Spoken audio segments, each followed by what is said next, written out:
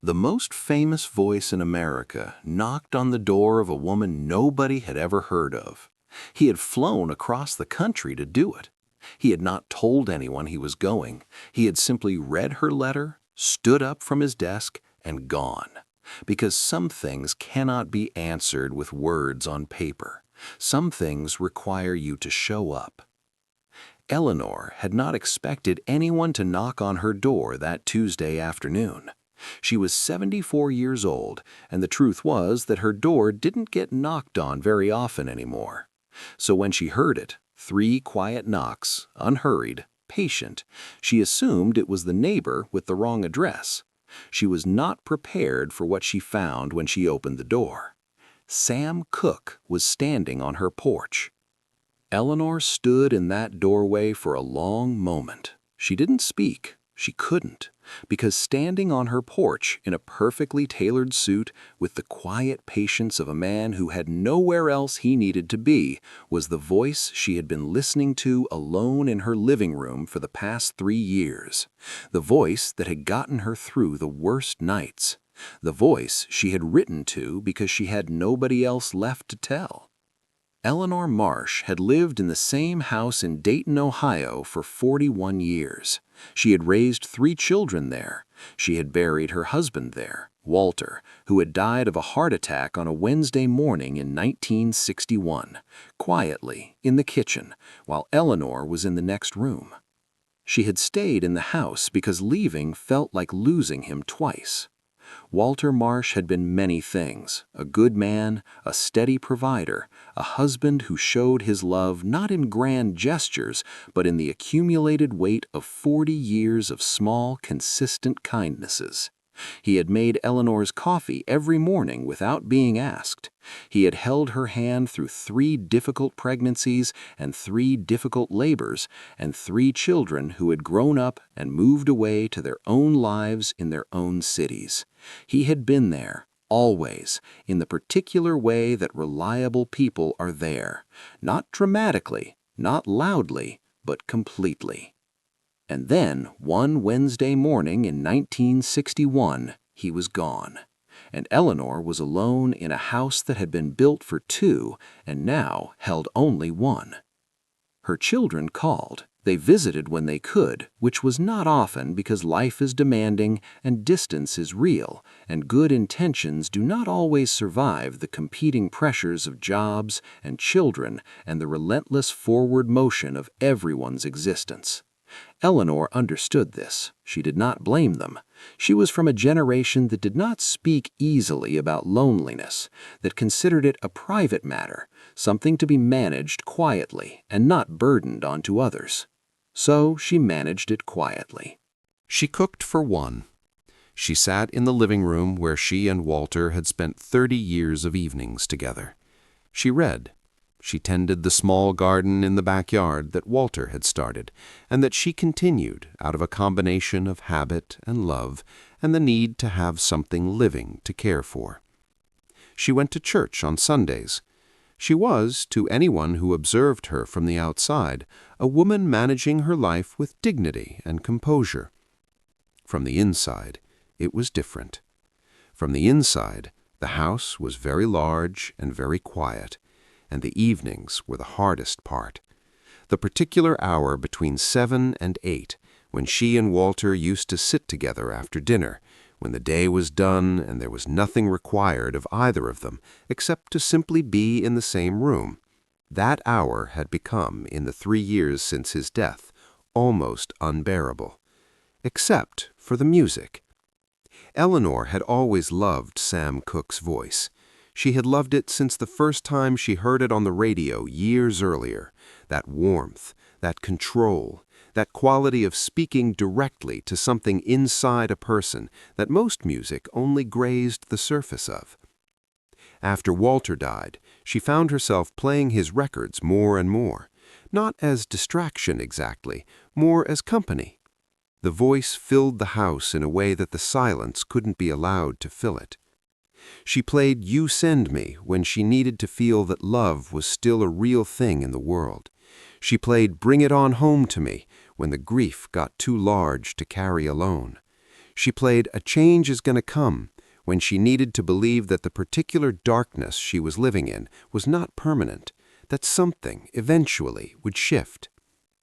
Sam Cooke's voice had become, in the 3 years since Walter's death, the most consistent presence in Eleanor's life, which was why, on a Tuesday night in the autumn of 1964, she finally sat down to write him a letter. The letter had taken Eleanor 3 weeks to write, not because she didn't know what to say, she knew exactly what she wanted to say, but because every time she sat down to write it, something stopped her. The feeling that it was foolish, that a man like Sam Cooke received thousands of letters and would never read hers, that she was a 74-year-old woman in Dayton, Ohio, and he was the most famous singer in the world, and the distance between those two things was too large to cross with a piece of paper and a stamp. But the Tuesday night that she finally wrote it was a particularly hard night. The anniversary of Walter's death was approaching. The house felt emptier than usual, and Eleanor sat down at the small writing desk in the corner of the living room, the desk where Walter used to pay the bills, where she used to write letters to her children when they were at school, and she wrote. She wrote about Walter. She wrote about the house and the evenings and the particular hour between 7 and 8. She wrote about what the loneliness actually felt like from the inside, not the dignified, composed version she showed to the world, but the real version, the one that woke her at 3 in the morning, the one that made a Tuesday afternoon feel endless. And then she wrote about the music. She wrote about what Sam Cooke's voice had done for her in the 3 years since Walter died, how it had kept her company, how it had made her feel, on the worst nights, that she was not entirely alone, that somewhere in the world there was a person who understood something about grief and loss and the stubborn persistence of hope, and that person had put that understanding into songs and sent it out into the world for people like her to find. She ended the letter simply. She thanked him. She told him she knew he would never read this, but she had needed to write it anyway. She sealed the envelope.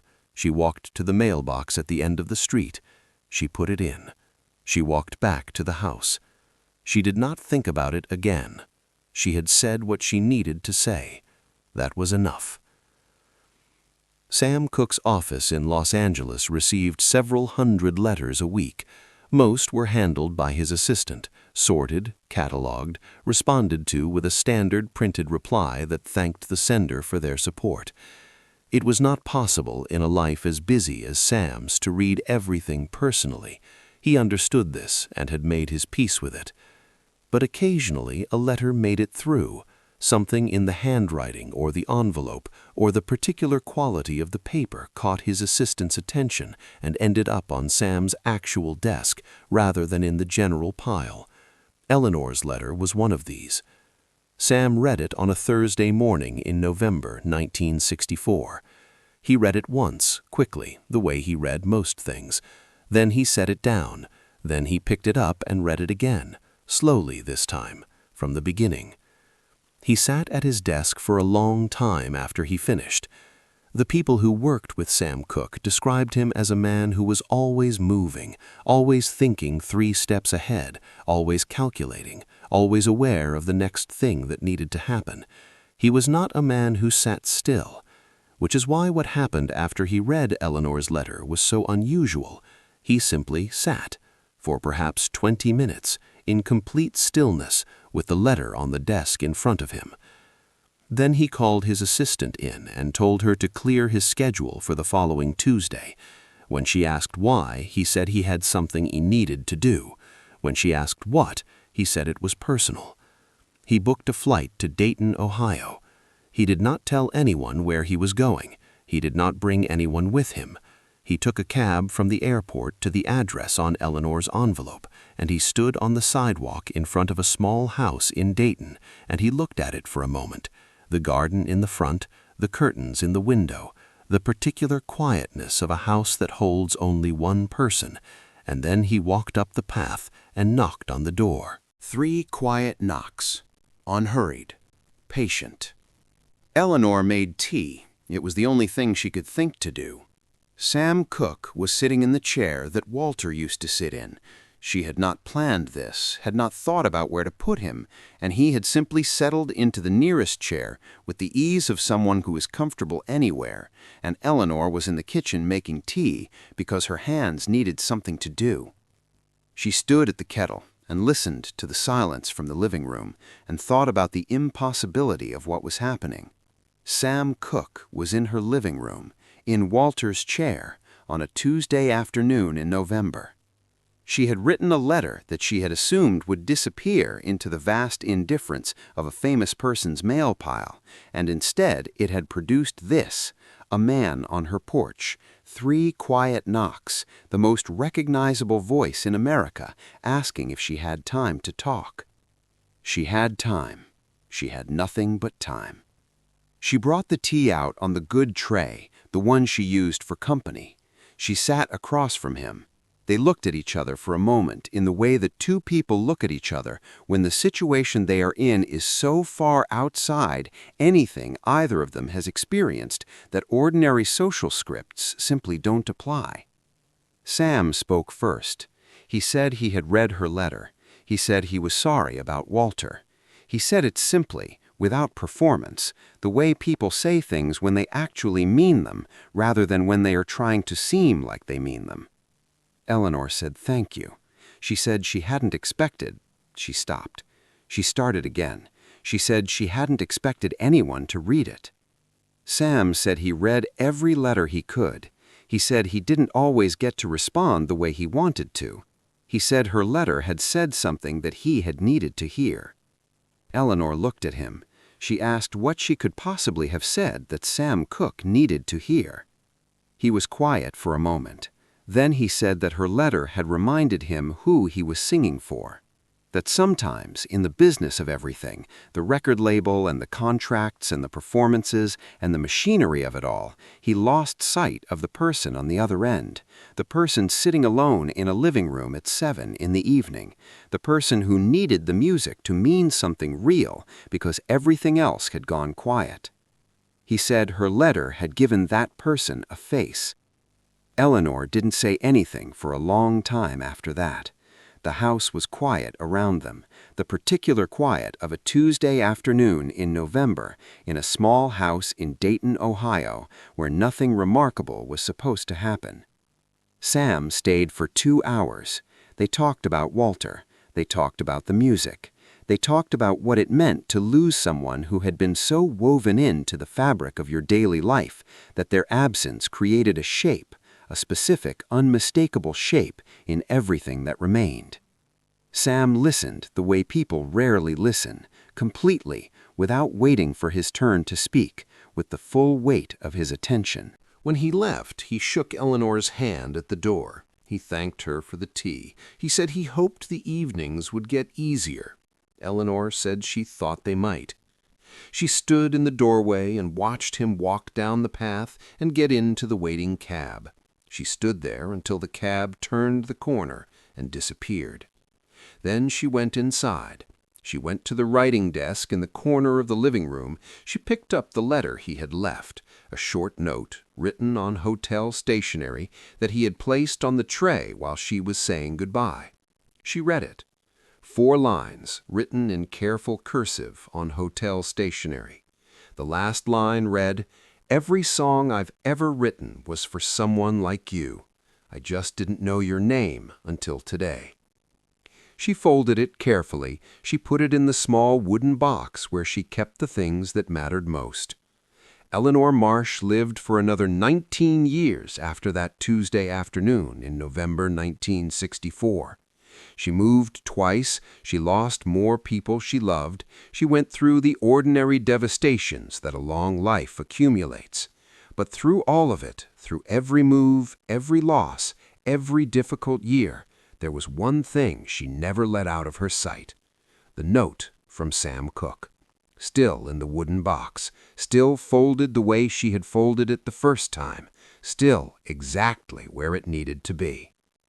Her daughter found it after Eleanor died, tucked beneath everything else in the box, beneath the photographs and the letters and the small accumulated evidence of a life fully lived. She unfolded it carefully. She read what Sam had written. She stood in her mother's bedroom for a long time afterward, holding the note, understanding for the first time something about her mother's life that she had not understood before, about what those years after Walter had actually been like, and about the voice that had gotten Eleanor through them. Sam Cooke died 6 weeks after that Tuesday afternoon in November. He was 33 years old. He never knew that the woman he had visited in Dayton would keep his note for 19 years. He never knew that it would be the last thing her daughter found. He had simply read a letter, stood up from his desk, and gone. Because some things require you to show up. If this story moved you, make sure to subscribe. Every day we tell the stories that history almost forgot, the quiet acts of kindness that never made the headlines but changed everything for the people they reached. Hit the like button if you believe that showing up for one person is worth canceling everything else. And tell us in the comments, has a stranger ever done something for you that they will never know changed your life? Because Sam Cooke did that for Eleanor on a Tuesday afternoon in November. We'll see you in the next one.